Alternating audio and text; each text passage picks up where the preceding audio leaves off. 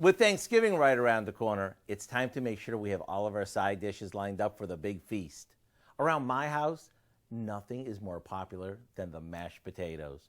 But with more and more people eating fewer carbs, I said to myself, how do I please both the spud lover and my, oh, I've got to cut back on carbs guests?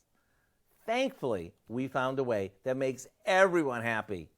Here's how we do it. We start by boiling up some golden potatoes that we cut into chunks.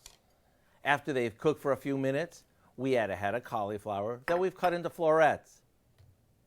When everything is tender, we drain them really well. I know you're thinking, this combo seems odd, but trust me. Now we add some butter, milk, and a bunch of spices to our potatoes and beat everything together until they're as smooth or as chunky as you like. Serve them up with some butter or drizzle on a homemade gravy. You see, by combining potatoes with cauliflower, you cut back on half the carbs without sacrificing any of the goodness. They'll have no idea. To get the recipe for what we call our full of mashed potatoes, all you have to do is go online.